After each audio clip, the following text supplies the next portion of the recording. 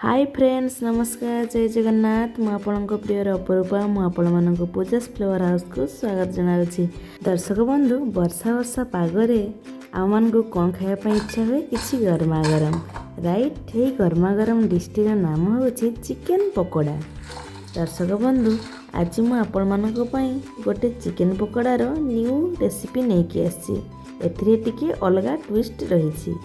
आसंतु दर्शक बंधु प्रस्तुत करवा चिकेन पकोड़ा। प्रथमे आमे एथिरे मु अदा रसुण बटाने नहीं अदा रसुण को छोट छोट कर काटी नहीं और पियाज को छोट छोट कर काटी नहीं। प्रथमे आमे चिकेन को भल भाव परिष्कार कर धोई नेबा तापर आमे एथिरे स्वाद अनुसार लूण को पकई नेबा तापर आमे एथिरे गोटे चामच हळदी गुंड को पकई नेबा तापर आमे एथिरे 2 चामच लंका गुंड पकई नेबा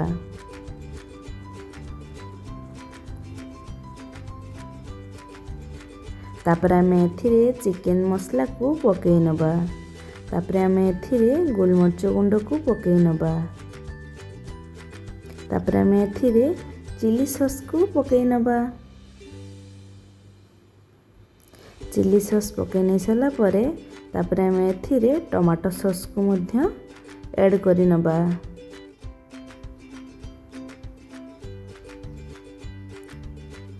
तापर आमे एथिरे 2टी अंडा को आमे फटेकी पकई नेबा। गोटे केजी चिकेन रे 2टी अंडा व्यवहार करिवे। मु एथारे गोटे केजी चिकेन नेछि सेति पई मु 2टी अंडा को फटेकी नेछि।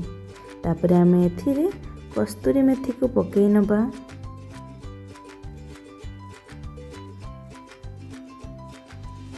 तापर आमे एथिरे अदा रसुण बटा को पकई नेबा तापरे छोट छोट काटी रखिथिबा पियाज कटा को पकई नेबा तापरे आमे छोट छोट काटी रखिथिबा अदा कटा और रसुण कटा को पकई नेबा। तापरे आमे एथिरे अल्प फूड कलर मु व्यवहार करिछि आपण माने याको स्किप मध्य करि परिबे।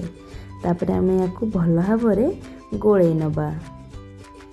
चिकेन को भल भाबरे गोळै नै साला परे सेथिरे आमे अल्प अल्प करी आरारूट देई भल भाबरे गोळै नेबा।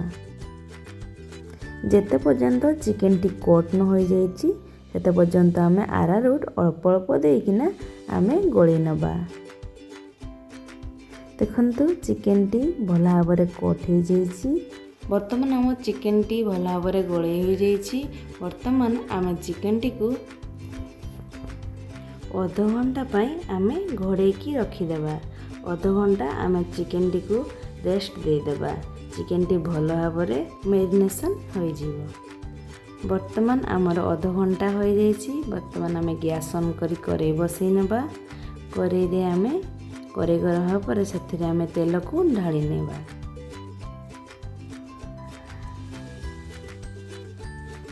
तेलटी गरम होगा पई छाड़ी देबा। वर्तमान आम चिकेन टी आधा घंटा पई मैरिनेशन होगा पई आमे छाड़ी देथिले। चिकेन टी भल भाबरे मैरिनेशन हो जाइछि। वर्तमान चिकेन टी को भल भाबरे आउ थरे गळै नेबा। चिकेन टी को भल भाबरे गळै नै सारला परे वर्तमान आमर तेल गरम हो जाइछि। वर्तमान आमे चिकेन गुडी को तेल रे पकई नेबा। ए परि भाबरे चिकेन को आमे तेल रे पकई नेबा।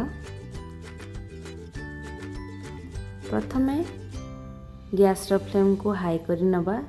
दुई पाख अलटे नहीं सारला परे आमे गैस रो फ्लेम को मीडियम करि नेबा। मीडियम रे आमे चिकेन पकोड़ा को छांकिले भल भाबरे चिकेन पकोड़ाटी भल भाबरे सिझी थाए भितरु मध्य जुसी होई थाए और ऊपरु क्रिस्पी होई थाए। एई परि भाबरे आमे चिकेन पकोड़ा को भल भाबरे आमे छाणी नेबा। वर्तमान आमर चिकेन पकोड़ा रेडी हो जाइछि। वर्तमान आमे याको काढ़ी नेबा।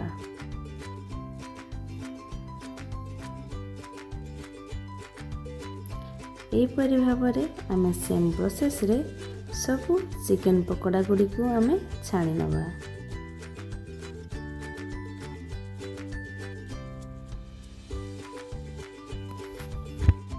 आपण मैंने जानवे केमती चिकेन पकोड़ाटी बर्तमान रेडी हो आपण मैंने चिकेन पकोड़ा पर एपरी भाव टैप करेंगे देखिए एपरी भाव साउंड आसो आपण मैंने जानीपर ये चिकेन पकोड़ा बर्तमान रेडी हो जापर आपण मैंने चिकेन पकोड़ा को काढ़ी नेबे आपण मैंने घरे ए वर्षा पागरे अति सहज उपाय चिकेन पकोड़ा प्रस्तुत करें आपण मानक जदि मोर चिकेन पकोड़ा रेसिपीटी भल लगी था आपण मैंने घर थोड़े निहाती ट्राई करेंगे आपण मैंने देखिपे चिकेन पकोड़ाटी केते क्रिस्पी होती केते क्रंची होती आपण मैंने यार साउंड रु जानीपे बर्तमान आम चिकेन पकोड़ा को प्लेटिंग करनेबा गोटे प्लेट नहीं नेबा से आम चिकेन पकोड़ा को रखी नबा